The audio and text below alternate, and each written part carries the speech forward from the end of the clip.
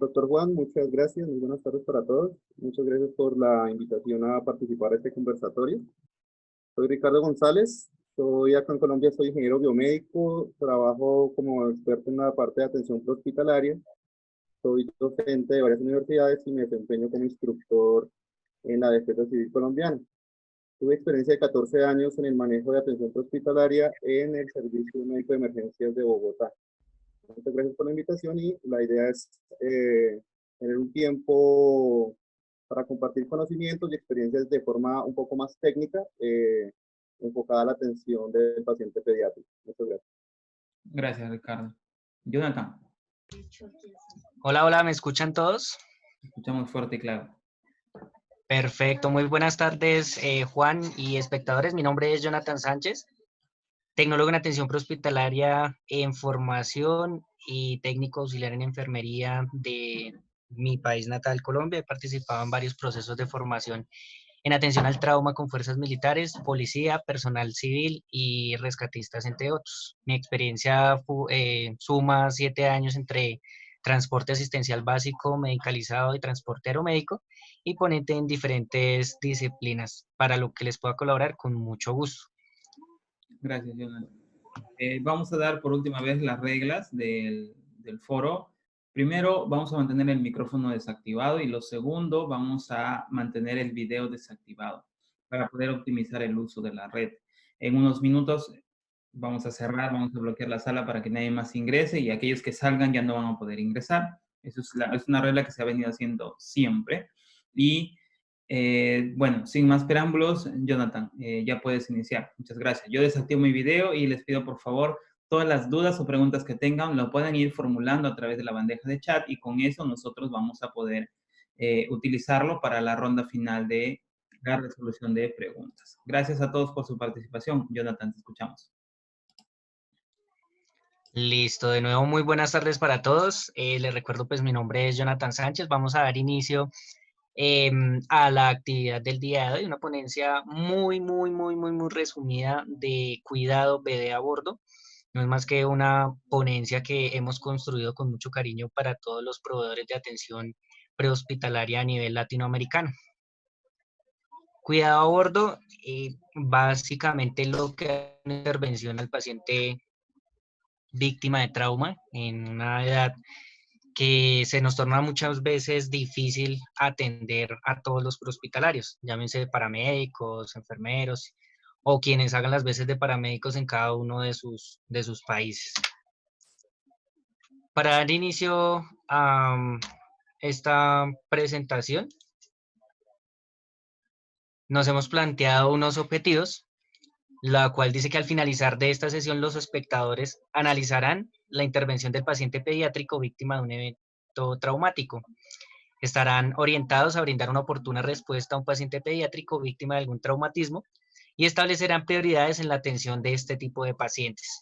Sin embargo, queremos no solamente que estos objetivos sean cumplidos, sino que salgan muchas dudas, demasiadas dudas de esta sesión, que no se queden solamente con la formación que vamos a realizar el día de hoy, sino que generen academia, busquen, investiguen otros textos, otros libros. Bueno.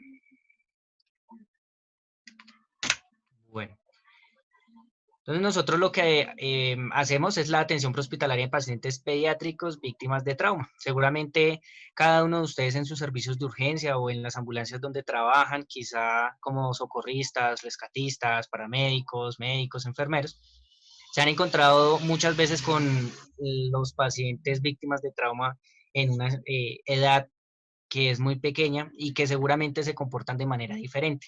Lo que queremos hacer es un abordaje integral del mismo.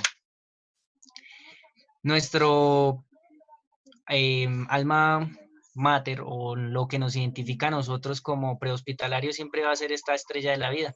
Todo el mundo conoce o la ve en diferentes vehículos, pero no todas las veces entendemos el porqué de hacer las cosas. Cada uno de esos eslabones cumple una función muy importante en la vida, en el día a día de un prehospitalario. Para ello es importante identificar que la detección juega un papel muy importante en la atención de los pacientes víctimas de trauma en una edad pediátrica. Entonces empezamos con detectar. Las primeras personas que están normalmente en contacto con los pacientes, generalmente los familiares, con este tipo de patologías y después de comprender que existe un problema de salud, activan el sistema local de emergencias médicas en busca de ayuda. Esos sistemas de emergencia a nivel local pues pueden estar constituidos por líneas de emergencias o no, en países donde los sistemas de emergencias médicas están más desarrollados.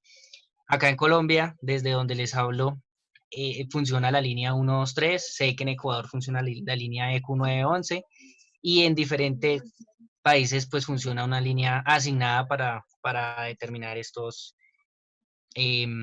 emergencias.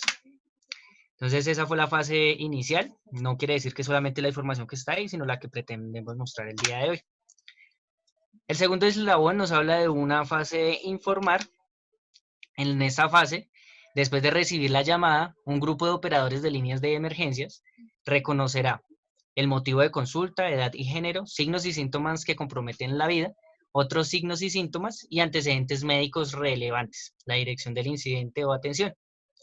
Esa fue la fase de informar y pilas porque acá nos sale una premisa muy importante y es que si quien llama es personal salud, puede llegar a contribuir a identificar otros signos y síntomas y a su vez podrá realizar una pronta atención del paciente si tiene cómo hacerlo. Entonces es importante que si hay alguno de los espectadores que trabaja en una línea de emergencia, puede pues realizar ese tipo de pregunta en búsqueda de pronto una ayuda inmediata para el paciente pediátrico.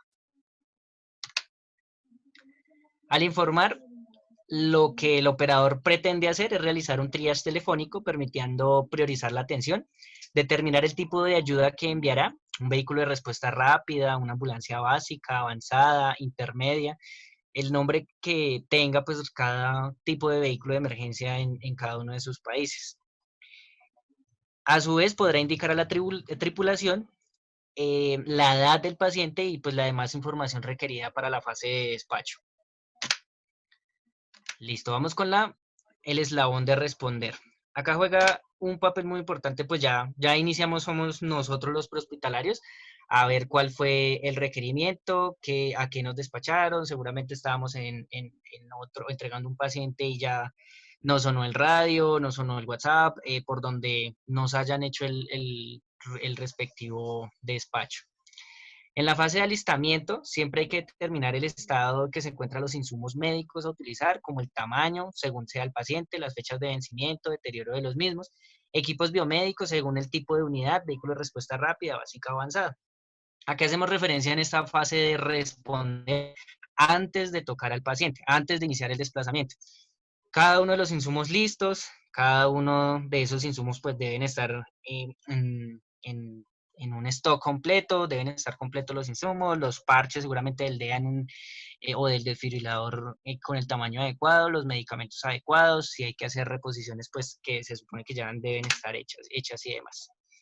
Les presento, esto es una ambulancia tipo básica del Sistema de Emergencias Médicas de Bogotá.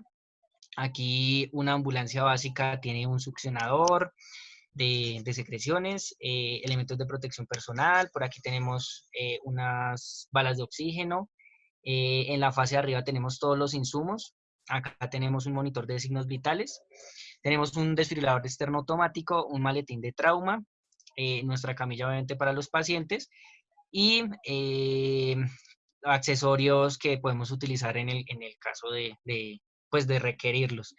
Detrás de esta pantalla, detrás de no sé si se vea, detrás de esta pared se encuentra la férula espinal larga, se encuentra una camilla tipo scoop, cuchara, y por la puerta de atrás, la puerta por donde nos subimos nosotros es al lado donde están las balas de oxígeno portátiles, al costado inferior derecha de su pantalla, y en la otra puerta está pues la otra puerta en donde podrán pues recargar el oxígeno y demás, y pues nosotros vamos a las emergencias en la parte frontal del vehículo acompañados de un conductor.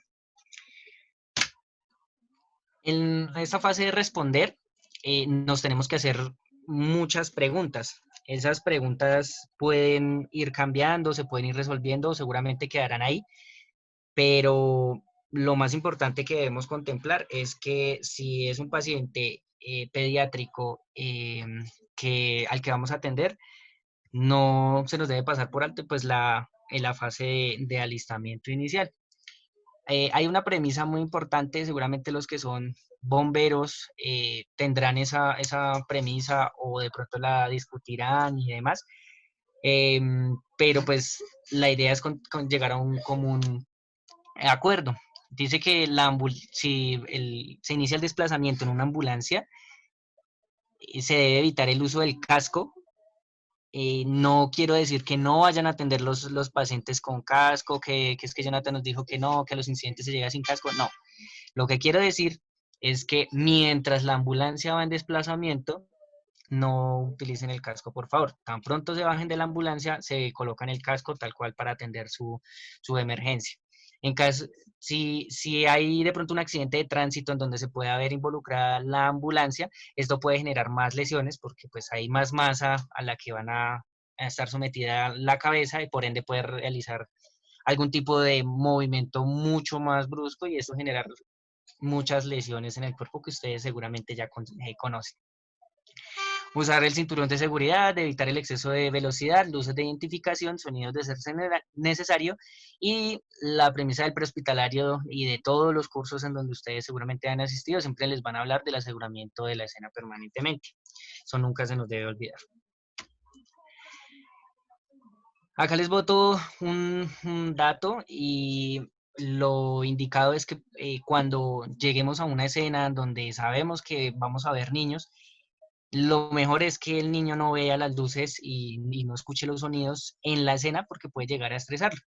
Seguramente en un adulto no va a pasar, pues, o no van a haber muchos cambios fisiológicos, pero en el menor se pueden presentar este tipo de cambios que les estoy mencionando. Puede generar ansiedad, esta ansiedad puede llevar a algún tipo de elevación de signos vitales o cualquier tipo de variación y seguramente nos va a esconder el diagnóstico que seguramente vamos a estar buscando.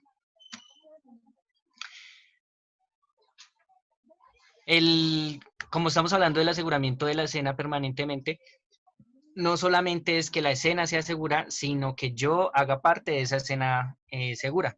Para eso es importante el uso de elementos de protección personal y como otro dato es recomendable que tengan unos elementos de protección personal que sean un poco más amigables con los niños, que tengan de pronto algún tipo de dibujo, que tengan algún tipo de dibujo animado que a ellos les pueda gustar para no generar temor. Seguramente si ustedes ven a alguien que llega vestido totalmente diferente a lo que ustedes comúnmente ven, se van a asustar y pues no es la idea porque pues puede también cambiar todo ese tipo de signos vitales que les estaban nombrando anteriormente. Posteriormente, pues llegan a hacer un reporte a su central de regulación, entonces pues ustedes dan esa notificación de que ya llegaron, se lo tiene que hacer según el coro local, y pilas con el maletín de respuesta y equipos biomédicos necesarios. No podemos pretender si bajar el maletín estándar, seguramente atender a un paciente en un octavo o noveno piso donde no hay ascensor y llegar al octavo piso a atender a ese paciente y ver que nos hizo falta algún elemento necesario, que el tensiómetro no tenía el brazalete de la talla adecuada. Entonces, pilas con todos los elementos que debemos tener en cuenta para la atención de los mismos. Todos los componentes que hagan parte de ese maletín deben ser contemplados en todas las tallas para atender a los mismos pacientes en una edad pediátrica. Listo. Vamos con los cuidados en la escena y aquí es donde seguramente más nos vamos a demorar, pero el tema empieza a ponerse muy chévere. Vamos a hablar de algo muy importante que todos ustedes siempre han escuchado, se los han visto en todos los libros de trauma, en donde han podido ver la bibliografía y demás.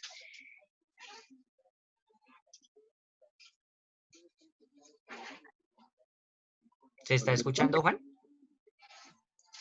Y Jonathan, se escucha muy bien. Yo mantengo el micrófono desactivado para no interrumpirte. Puedes continuar. Listo. Entonces, el profe Ricardo no, va a hacer la intervención en esta diapositivas y le doy paso pues al mismo para que lo pueda explicar. Bueno, me regalan ahí, ¿me escuchan bien? Sí, Ricardo, te ¿Me escuchamos. escuchan? ¿Aló, aló? Hola, Ricardo, te escuchamos. Listo, muy bien, muchas gracias. Entonces, a veces esto de cinemática del trauma se nos vuelve un paradigma. Todo depende de cómo dentro del efecto de docencia nos hayan, digamos que metido el chip de cómo es la cinemática del trauma. Como proveedores de atención prehospitalaria, a veces simplemente pasamos por una materia denominada cinemática del trauma y a veces no sabemos cómo interpretarla en la vida real.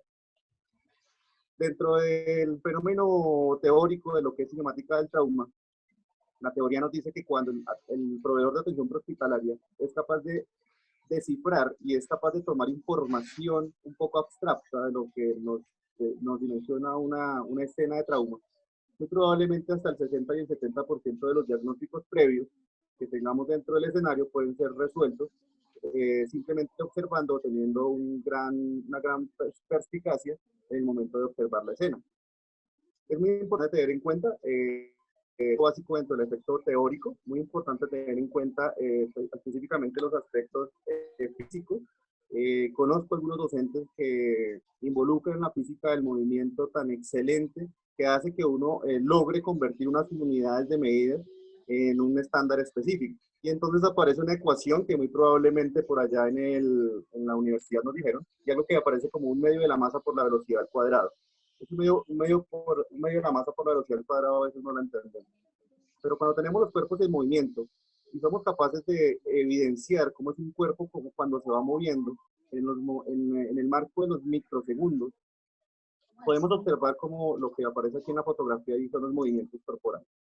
Cuando hablamos de cinemática del trauma, no es nada más que esos movimientos o esos fenómenos físico-energéticos que hace que un cuerpo se mueva y que en el momento del choque o de la pérdida o del potencial de diferencial de este tipo de energías, pues la energía se transforma en otra cosa.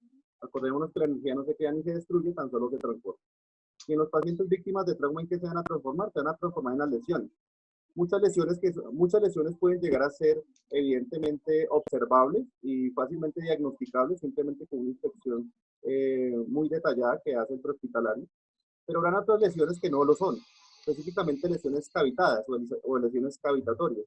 Cuando hablamos de lesiones cavitatorias, probablemente estamos hablando de esas lesiones en las cuales algún órgano o alguna estructura interna corporal tuvo algún movimiento específico, ya sea por elasticidad, ya sea por cualquier movimiento de ganancia energética, que puede hacer que la cavitación sea temporal o sea permanente. Cuando hablo de cavitaciones temporales o de cavitaciones permanentes, hago relación a cómo el órgano se comportó en el momento de la energía. Razón por la cual en movimientos de alta energía podemos llegar a ver o se ven muy fácilmente desprendimientos de aorta, desprendimientos de cáliz renal, desprendimiento o lesión importante de algunos ligamentos, lesión importante de órganos intraabdominales que carecen o que tienen muy poca protección en el entorno directamente enfocado al punto de trauma, como por ejemplo el hígado, como por ejemplo el vaso, o movimientos, los denomino movimientos celestes o movimientos de un área cerrada, como lo puede ser el encéfalo, con relación a las caras o a la cara interna que tiene el encéfalo, generando un movimiento que muy probablemente lo hemos estudiado, el famoso síndrome de golpe contra golpe en la lesión encefálica. Entonces es por eso muy importante tener en cuenta que el movimiento es lo que hace que junto con la ganancia de la energía es la que nos va a generar realmente los traumas. Cuando yo hago ejercicios muy fáciles, específicamente desde la parte de la academia, como coger un medio de la masa por la velocidad al cuadrado, y quiero invitarlos a eso, quiero que tomen datos bases, como por ejemplo la velocidad normal, 60 kilómetros por hora, como por ejemplo un peso normal, 70 kilogramos, y más o menos eso dará un estándar de 126.000 unidades de energía cinética. Ya con ese estándar yo puedo deducir que cuando las unidades estén por debajo de esa unidad de medida cinética, pues muy probablemente la energía tiene un rango menor, o cuando supera las 126.000 unidades de energía cinética, pues yo puedo deducir que el rango es mucho mayor. Y entonces esto es fácil deducirlo, ya que algunas bibliografías, como por ejemplo el PHTLS, informa que cuando tengo velocidades superiores a los 35 kilómetros por hora, pues la inmersión de energía ya es un poco más extensa, ya es un poco más de ganancia energética. Razón por la cual, después de lograr evidenciar dentro de cinemática del trauma fenómenos de aceleración y desaceleración de 35 kilómetros por hora, pues probablemente ya pueda tomar decisiones. ¿Listo? ¿Y por qué decisiones? Porque a veces o nos han acostumbrado a inmovilizar todo, nos han acostumbrado a colocar alineador cervical para todo paciente, nos han acostumbrado a trasladar a todo paciente. Y no todo paciente es candidato a este tipo de situaciones. Cuando estamos hablando del ámbito pediátrico, el ámbito pediátrico también hace relación con cinemática del trauma. Tenemos que tener en cuenta pues un cuerpo que se mueve, con una diferencia de la cinemática del trauma tradicional. Y es que esos cuerpos son mucho más pequeños. Al tener un área mucho más pequeña, pues voy a tener una masa mucho más pequeña y voy a tener áreas de impacto mucho más altas, como aparece aquí en esta diapositiva. Algo interesante que dice esta diapositiva, y quiero que por favor lo tomen como una nota o un mensaje, porque a veces simplemente nos vamos a las matemáticas y decimos que como a los grandes o a los adultos tienen X cantidad de dosis, entonces a los niños simplemente es reducir la dosis. Y eso prácticamente, o puedo decir que es falso. Esta premisa para que se la lleven, por favor. Los niños no son adultos pequeños y entonces debo olvidarme de eso. Tengo que olvidarme de que los niños pueden llegar a ser comparables con un adulto. Realmente las dimensiones de un cuerpo, si tomamos el análisis estructural del cuerpo, pues es mucho más pequeño, ¿listo? Entonces se comporta como un objeto muchísimo más pequeño dentro del momento de energía. Pero ¿eso qué quiere decir? Que en el momento de un golpe, muy probablemente la disipación de esta energía aborde más estructura corporal que la de un adulto. Razón por la cual en un accidente de tránsito, vamos a dar un ejemplo, un accidente de tránsito con choque vehicular frontal en calidad de peatón, un momento ya, en calidad de peatón, este individuo, un individuo adulto, pues muy probablemente la lesión localizada sea muchísimo más fácil. Pero en un paciente pediátrico, muy probablemente el área de lesión sea muchísimo más extensa. Y en la inspección y la palpación así lo podemos encontrar. Tenemos que tener en cuenta que el niño, pues es un niño con un esqueleto blando, aún no se ha calcificado en su totalidad. Tengo algunas estructuras en las cuales puede llegar a generar movimientos amplios cavitatorios y generar simplemente cavidades de fase temporal. Sin embargo, todos los niños que sufren un accidente de tránsito o donde se involucren energías de alto impacto, es importante hacer una muy buena evaluación. A veces los niños se nos convierten en un reto, y ese siempre será el reto de atención prehospitalaria. A veces el niño se convierte en ese paciente que jamás quisiéramos atender, pero que de pronto en algún momento de la vida nos toca. Y cuando nos toca, necesitamos estar muy bien preparados. ¿Listo? Tomo aquí en esta diapositiva la cadena de supervivencia, específicamente del PALS. Y algo bien importante, dice que el 80% de las muertes pediátricas son prevenibles. ¿Por qué son prevenibles? A partir de algo que Jonathan ya explicó, que es la prevención. Algunos autores dicen que los accidentes no existen, o sea, nada ocurre porque sí, todo ocurre porque se generó algún factor de riesgo, se generó algo para que se suscitara la situación por la cual un paciente puede llegar a tener una lesión. Estos incidentes pueden llegar a generar grandes factores de pérdida. Pégame la siguiente, Jonathan. Como está acá, por ejemplo, aquí voy a tomar esta bibliografía de la Sociedad Española de Pediatría, específicamente indicadores de orden prehospitalario, en el cual indica que de los pacientes pediátricos en un estudio que se hizo en el año 2016, aparece que 39 pacientes pediátricos que oscilan entre los 0 a los 14 años de edad sufrieron accidentes de tránsito. Si yo lo verifico, eso es una tasa alta. Entonces la pregunta es, ¿qué hace un niño de 4 o 5 años siendo víctima de un accidente vehicular? Pues muy probablemente por la falta de prevención y la falta de protección de los padres. Algo que se puede llegar a asemejar con algo que es la no protección al menor. En España, específicamente, también se dan escenarios de incidentes en áreas tipo piscina. Muchos pacientes fallecen en un periodo de esta evaluación epidemiológica, teniendo en cuenta que hay estudios de pacientes fallecidos por ahogamiento. Dentro de este estudio, 7% de intoxicaciones, caídas 4%, incendios de quemaduras 4% y otras 32%. Teniendo en cuenta una muestra de 240 pacientes que se trabajaron en el año 2016. Entonces esto nos deja algo bien interesante a tener en cuenta, y es que los niños, dentro de lo que se construye dentro del ambiente de tráfico, como los vehículos, como la ciudad, como los semáforos, como los sitios de tránsito, no están diseñados para los niños. Un niño en un vehículo Un vehículo es demasiado grande para la estructura del niño, razón por la cual en el momento de un accidente vehicular muy probablemente este niño se comportará como un objeto libre y este niño en forma de objeto libre podrá pasear en el momento de la cinemática del trauma o en el momento de la evolución sin ningún tipo de restricción dentro del vehículo. Los semáforos y los mismos vehículos están diseñados para que niños muy pequeños no se observen. Hemos evidenciado muchos casos en los cuales en parqueaderos comunales, en parqueaderos caseros, los niños juegan en dichos sitios y cuando los conductores necesitan avanzar dentro del parqueadero, pues muy probablemente la visual que tienen con relación a la misma estructura del vehículo no hace que se oculten ciertas partes específicas de la vía, específicamente puntos ciegos en los cuales el niño muy probablemente pueda llegar a estar presente y pues generar una situación en las cuales se presente un trauma o un politraumatismo. ¿Listo? Podemos aquí en esta diapositiva, pues también hay otras situaciones. En esta solamente el 4%, pero si lo traemos a Latinoamérica, las caídas no están en la cuarta posición, sino pueden estar en la tercera y segunda. Y probablemente los niños en Latinoamérica tienen más posibilidades de caerse, más posibilidades de no estar protegidos en segundos, cuartos, quintos, sextos pisos y demás, y generan pues ese tipo de desaceleración.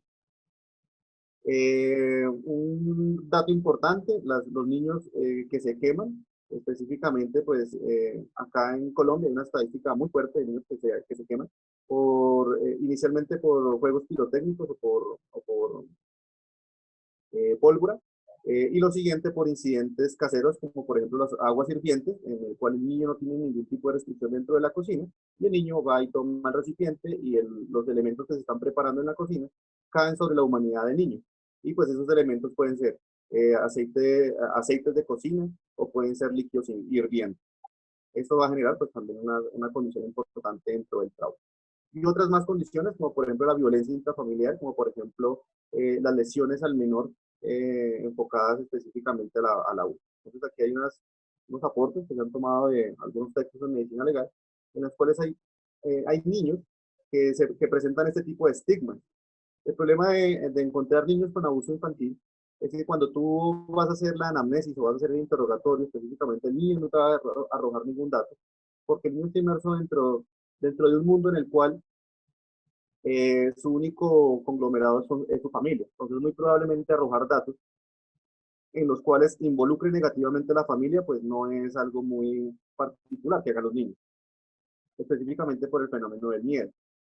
Cuando nosotros vemos este tipo de estigmas, lesiones faciales, lesiones circulantes a los cigomáticos, lesiones nasales con epistaxis importantes con traumatismo nasal que cause sospechas, específicamente como yo interpreto la forma como me comentan cómo ocurrió la cinemática, cómo fue que ocurrieron los accidentes con relación al niño, pues muy probablemente dentro del prehospitalario usted tiene que traerme algo de perspicacia con relación de algo de duda de atención. Lesiones faciales como la de la segunda diapositiva, una niña que tiene muy clara marcada una cachetada. En algunos países hay tendencias de castigo, como por ejemplo castigar con cables, castigar con la mano mojada, castigar con la mano enguantada, pues simplemente para generar un poco más de dolor como reprimenda para el menor. Esto en los países latinoamericanos es muy común.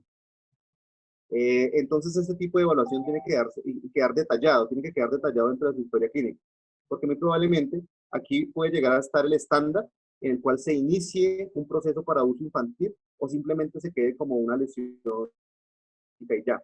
Específicamente, ¿por qué? Porque usted como prehospitalario es el que va y pisa la escena, usted es el que va y pisa la casa del paciente, usted es el que tiene inmersión con ese tipo de situaciones que pudieron llegar a ocurrir, en el cual el menor salió lesionado. Y pues cosas que no queremos, por ejemplo, esta diapositiva que tenemos acá es un paciente de meses, muy probablemente con una violencia infantil muy fuerte asociada a traumatismos contusos, que finalmente lo conllevó a la muerte. Entonces, a veces ese tipo de escenarios tampoco los tenemos presentes. Es muy importante tener en cuenta que como primeros respondientes debemos identificar dentro de nuestro criterio clínico y de nuestro criterio de la observación de la escena, qué es lo que puede estar ocurriendo qué es lo que puede estar ocurriendo dentro de la escena donde está involucrado el menor. Entonces es muy importante tener este entorno dentro del abuso infantil. Y algunos textos como el PHTLS novena edición, dentro de sus nuevas métodos de enseñanza, replica insistentemente la evaluación del menor. Específicamente, replica insistentemente, usted como prehospitalario está en una obligación de iniciar el proceso, si así usted lo tuviera en cuenta como proveedor hospitalario, de alguna situación de abuso infantil, ya que usted es una autoridad en salud, es la primera autoridad en salud y muy probablemente la primera persona en salud que tuvo la evaluación directa con este tipo de casos.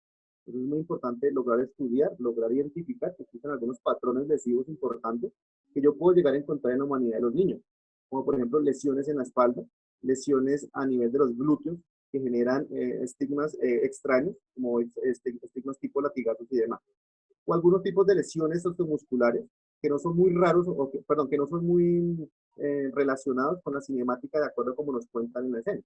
Por ejemplo, te cuentan que el niño cayó por la escalera de un cuarto escalón hacia el primer piso y en la trayectoria no hay más de 5 metros. Pero cuando te vuelvas el niño presenta una fractura de cadera o presenta una fractura del fémur. Entonces, muy probablemente se pueden estar guardando datos como por ejemplo una patada, por ejemplo el uso de elementos contundentes demasiado fuertes sobre la humanidad del niño. Entonces hay que tener en cuenta ese entorno familiar y este ámbito. Acuérdense que el abuso infantil no solamente se da en casa, el abuso infantil también se puede dar en el entorno escolar, se puede dar en el ambiente público, se puede dar con los cuidadores ajenos a la familia que a veces se someten a estas responsabilidades. Eso es muy importante tener en cuenta eso. Otros aspectos a tener en cuenta son los aspectos de salud mental y física, tanto del menor como de las personas que rodean al menor. A veces encontramos personas demasiado paternalistas, demasiado angustiadas con el niño, generando un escenario un poco de algo de interrogante, porque las personas generalmente no se manifiestan con tanto clamor. Entonces hay cosas que en las escenas, debo acordar que todas las escenas son un poco diferentes, pero a veces uno como prehospitalario tiene esa perspicacia de lograr entender que algo raro ocurre dentro de lo que nos están informando. Entonces, algo raro que usted como prehospitalario tiene en su cabeza, no lo deje pasar por alto.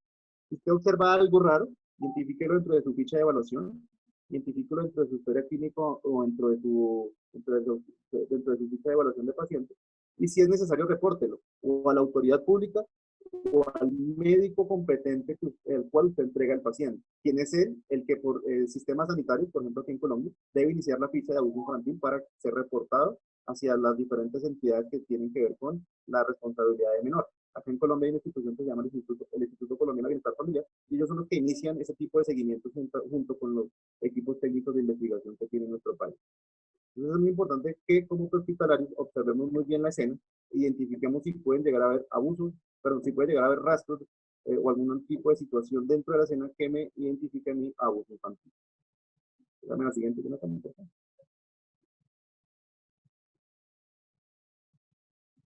Entonces aquí vamos a ver algo que es cinemática del trauma, y entonces vamos a ver cómo se comportan los cuerpos. Aquí estamos viendo, vamos a ver 3 videos. Vamos a ver este primer video, en el cual tengo un niño que no está asegurado. Esto es lo que realmente se conoce como cinemática del trauma, cuando tú tomas en fracción de los microsegundos cómo es el comportamiento de un cuerpo dentro del vehículo. Entonces estamos observando que estos vehículos son vehículos que tienen una potencial de movimiento, el anterior, de aproximadamente entre 60 a 80 kilómetros por hora. Entonces observamos cómo los cuerpos se manifiestan dentro de un escenario. Con estos 3 videos que están acá, podemos más o menos identificar cuál puede llegar a ser la zona más segura para los niños. Se recomienda que los niños nunca vayan de copilotos o en los asientos delanteros, pero también se recomienda que no vayan ni en el centro de las sillas posteriores ni detrás de la silla del copiloto, ya que generalmente cuando se va a generar un estímulo de reacción por parte del conductor, esa parte en la cual está ubicado el conductor será la parte de reacción de protección. Uno de los puntos más importantes para tener en cuenta en cómo es el sitio de protección del menor es la que está dado en esta ayuda visual. Si usted se da cuenta, este niño, a pesar de no tener sujeción, tiene un muy fuerte movimiento hacia el frente generando aceleración, y la silla le genera desaceleración con un fenómeno que en cinemática del trauma se llama acción y reacción. Acuérdense que todo cuerpo que va a una velocidad y es chocado contra algo en velocidad cero, se va a devolver a la misma velocidad en la fracción de los microsegundos. A eso la tercera ley de Newton lo declara como el fenómeno de la acción y la reacción. ¿Listo? Bueno, muy bien. Vamos a la siguiente.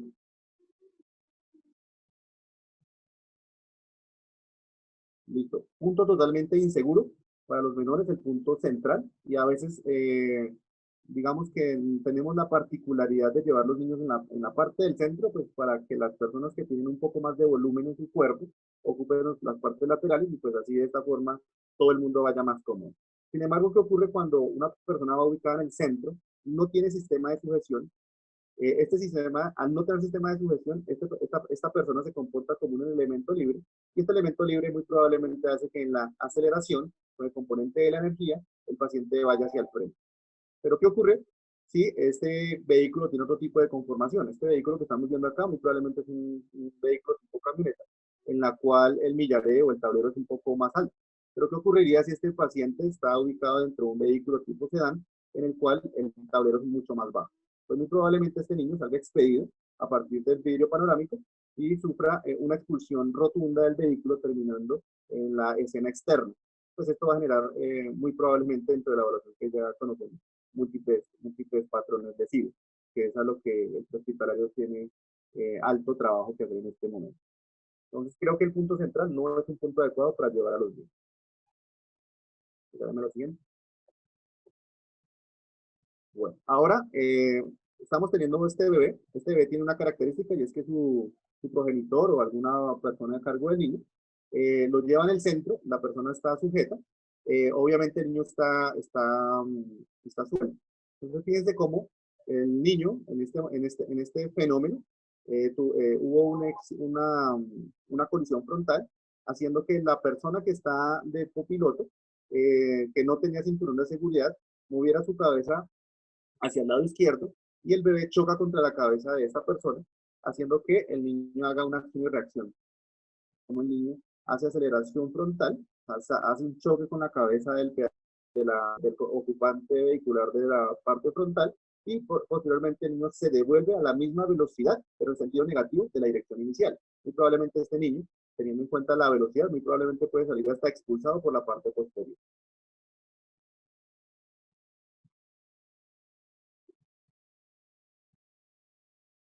¿Listo, Jonathan? La siguiente. Bueno, aquí esto también es una práctica muy común y es la forma de llevar los niños dentro, en la parte de adelante, específicamente en la noche. A veces nos preocupa que los niños vayan solos atrás, entonces los cargamos. Y lo que ocurre es que este niño fue aplastado con la humanidad de la persona que lo lleva en sus piernas.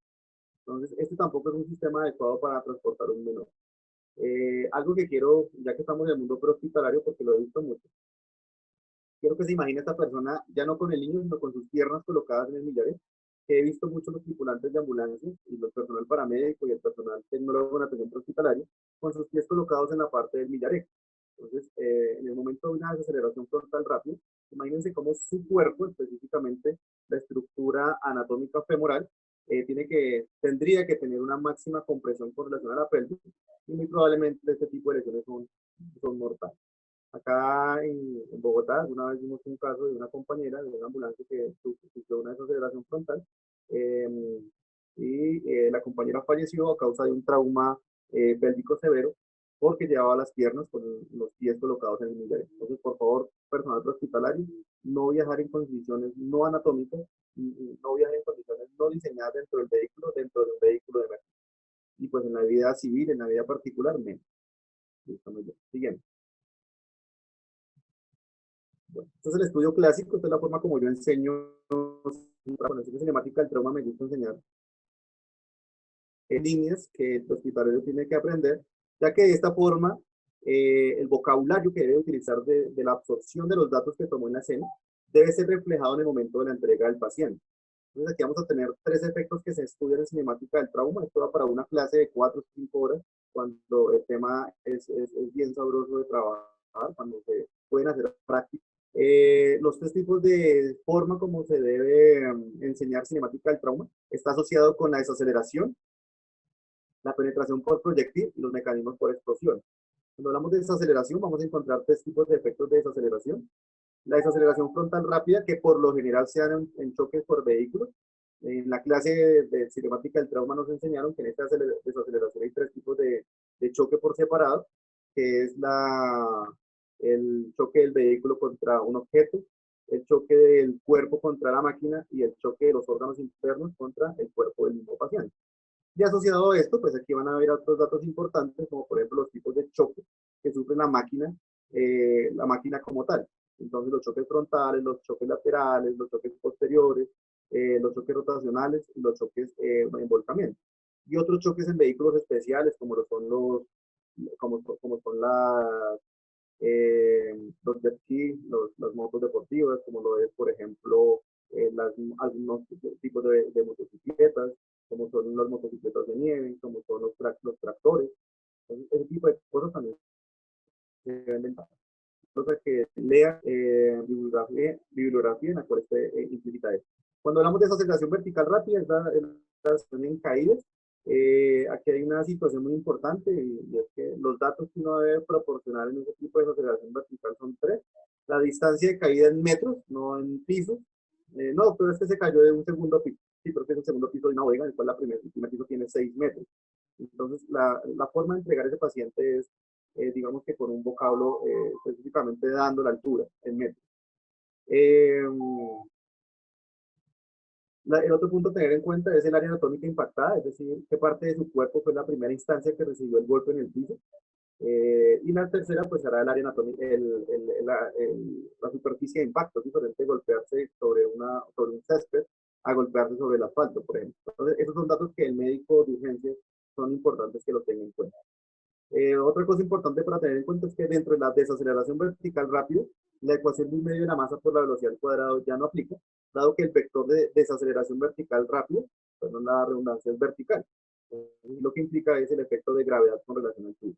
Entonces aquí hay una ecuación que dice que la energía potencial es igual a la masa por la gravedad por la altura. También hace parte del contexto teórico de este tipo de cosas. Y finalmente hablamos de los golpes contundentes. Dentro de los golpes contundentes, hablamos de golpes contundentes en áreas tipo tonel, como lo es el tórax, el abdomen y el cráneo. Entonces es importante tener en cuenta que estos golpes contundentes muy probablemente generan dentro de la física del movimiento, no generan lesiones importantes dentro de la piel, o pueden llegar a generar estigmas de hematomas o químicos, pero con una lesión cutánea intacta, o perdón, sin lesión cutánea, o sea, sin heridas importantes. Pero dentro de la estructura orgánica muy probablemente puede llegar a haber desprendimiento de órganos y otros dentro de estas áreas tipo tonel, donde están las cavidades. El segundo tipo de estudio en cinemática es la penetración por proyectil.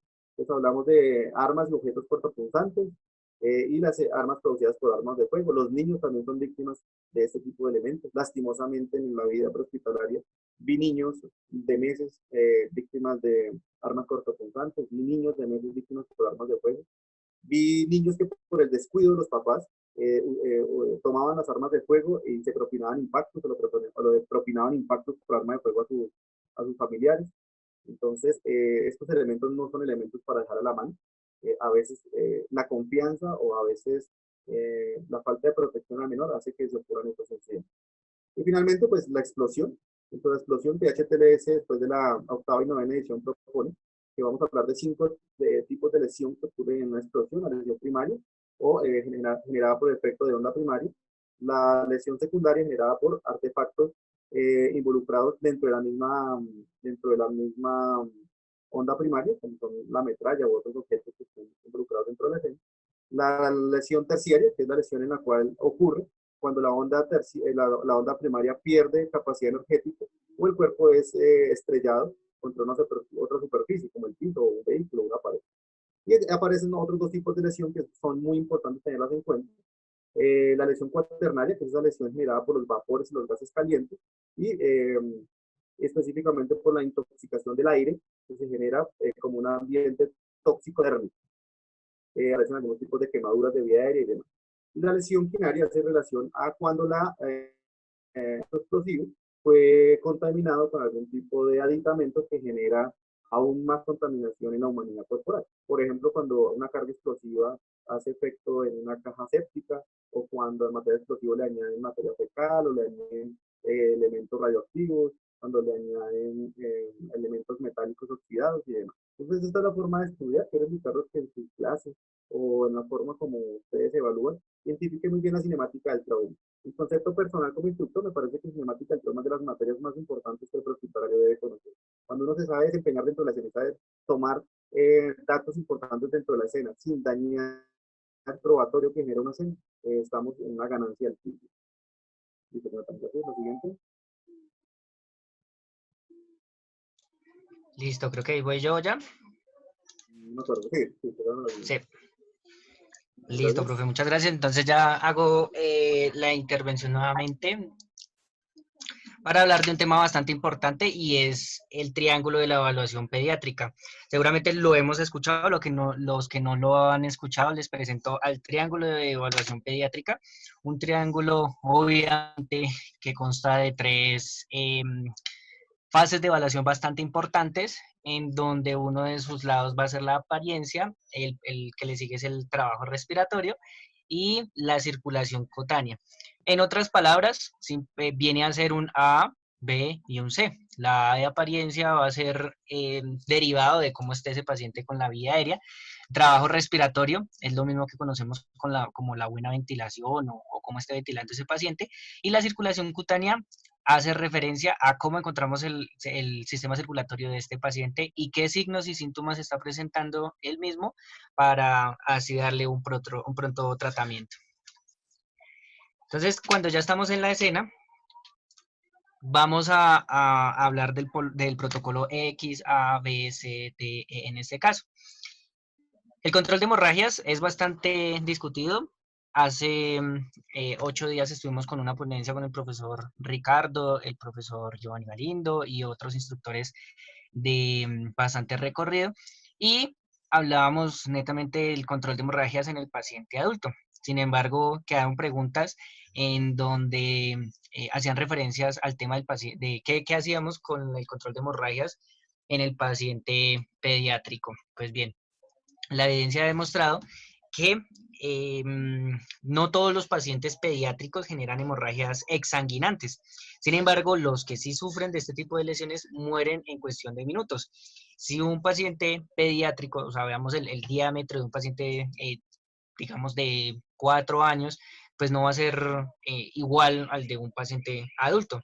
Por ende, el control de hemorragias, de una hemorragia exsanguinante en un paciente pediátrico debe ser bastante rápida. No quiere decir que el del adulto tampoco, o que no la hagamos, sino que se debe generar de manera óptima. Y por ahí, no sé si nos esté viendo alguien bastante influyente en atención prehospitalaria, que nos ponía un caso acerca de llegar y encontrar un lago hemático debajo de la pelvis, hacia abajo de cualquier tipo de paciente, y empezar a colocar de pronto torniquetes y demás. O de pronto que veamos algún tipo de hemorragias de tórax hacia arriba y empecemos a colocar torniquetes por colocarlos. La idea es empezar el consenso de Hartford y el programa Stop the Bleed hacen referencia a que debemos identificar la hemorragia y empezar a darle tratamiento oportuno a ese tipo de hemorragias. Bien, entonces, para el control de hemorragias, lo primero, según la guía pediátrica del Comité de Tactical Emergency Casualty Care, dice que debemos mitigar la amenaza directa continua, como por ejemplo la lucha activa contra incendios, colapso inestable de edificios, dinámica del escenario explosivo, y acá le sumo otras como la escena de segura. Si la escena es segura, pues puedo entrar a participar activamente en los procesos de control de daños y pues el análisis de las necesidades de ese paciente. Si el paciente requiere control de hemorragias, pero la decisión no es segura, pues va en cada prehospitalario la decisión que quiera tomar, pues si según sea el caso. Las técnicas de mitigación de amenazas minimizarán el riesgo para las víctimas y los proveedores. Estos deben incluir técnicas y herramientas para el acceso y la salida rápida de víctimas. Esto no es otra cosa más que tener un plan B. Si los que están presentes son bomberos, rescatistas, socorristas y demás, entenderán que siempre pues hay un plan de acción para cualquier acción de búsqueda y rescate, y seguramente encontrarán a un paciente. Sé que no atender a un paciente pediátrico en estado crítico no es el mejor escenario de todos, y más cuando tenemos un control de hemorragias y sabemos que ese control de hemorragias, si no hacemos ese control de hemorragias, nuestro paciente pues puede morir. Entonces, entendiendo que el escenario no es para nada agradable, siempre debemos proponernos un plan. Si el plan A falla, tenemos que pasar a un plan B pues para que no se nos vaya a complicar ni la escena, ni el paciente, ni nuestros compañeros, o que seamos unos segundos pacientes, terceros pacientes como tal. Entonces, la salida rápida tanto de las víctimas como del personal prehospitalario debe ser contemplado en cualquier instante.